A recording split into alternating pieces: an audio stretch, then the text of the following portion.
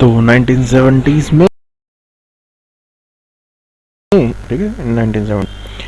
तो अब जो बुद्धिस्ट कंट्रीज है ना, जो near by Buddhist majority countries हैं, या म्यांमार खुद, ठीक है, बुद्धिस्ट मेजोरिटी कंट्रीज हैं, जो वो इन रोहिंग्यास को कहते हैं कि these are the illegal immigrants from Bangladesh. ठीक है, तो वहाँ पे भी इन्हें सिटीजनशिप नहीं मिलती। ठीक है, तो वहाँ पे भी इशू। तो अब ये जाएं कहाँ, इनके लिए ये इशू है। और म्यांमार का इंटरनल गवर्नमेंट कैसे है, एक सिविलियन फैक्शन है, एक मिलिट्री फैक्शन है, और कुछ जो टॉप मतलब सब्जेक्ट्स हैं वो मिलिट्री गवर्नमेंट के पास हैं और कुछ सिविलियन के पास।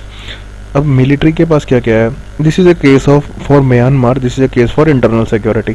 ठीक है, और इसमें जो सिक्योरिटी है, डिफेंस है, बॉर्डर मिनिस्ट्रीज हैं, ठीक है, और एक बहुत अच्छा इकोनॉमिक पावर, ठीक है, मिलिट्री गवर्नमेंट के पास है, क्योंकि वहाँ पे पहले मिलिट्री गवर्नमेंट थी।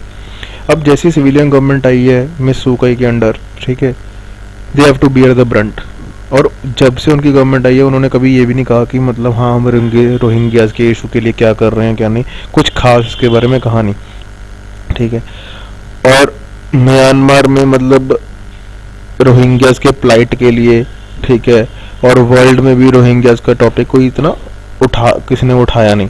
ठीक है, और जब एक फ्लैश था, एक स्पार्क था कि हाँ भी सिविलियन गवर्नमेंट के आने के बाद कुछ इनके इशू पे डिस्कशन होगी और यहाँ पे पीस और स्टेबिलिटी आएगी, लेकिन अभी तक तो कुछ खास हो नहीं पाया।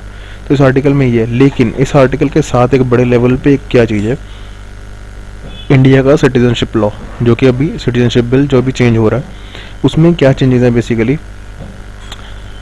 कि जो नेबरिंग कंट्रीज हैं, जैसे बांग्लादेश, तीन ही है, बांग्लादेश, पाकिस्तान और अफगानिस्तान, अगर इन तीनों से हिंदू माइनॉरिटी, सिख माइनॉरिटी, पारसी मतलब मुस्लिम को छोड़ के जो भी माइनॉरिटी है, अगर वो इंडिया में आते हैं एज एन इलीगल इमिग्रेंट मान के चलो, ठीक है, उनके पास कोई डॉक्यूमेंट्स नहीं है, लेकिन वो 6 साल इंडिया में रहते हैं, ठीक है, पहले 12 था, अब अगर 6 साल रहते हैं, ठीक है, तो वो एप्लीकेशन दे सकते हैं सिटीजनशिप लेने के लिए। ठीक है, तो उनको बाय नेचुरलाइजेशन सिटीजनशिप दे दी जाएगी, लेकिन मुस्लिम माइनॉरिटी को नहीं दी जाएगी।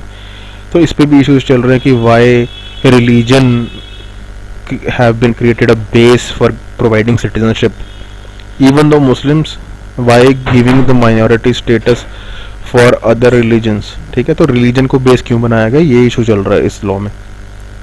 और असाइलम सीकर्स, उनका क्या होगा, रेफ्यूजी क्राइसिस जो हो रहा है, तो इंडिया की कोई माइग्रेंट पॉलिसी है कि नहीं, ये चीज़ इसे आप रिलेट कर सकते हैं। ठीक है, so this is all about this second article. So guys, thank you very much.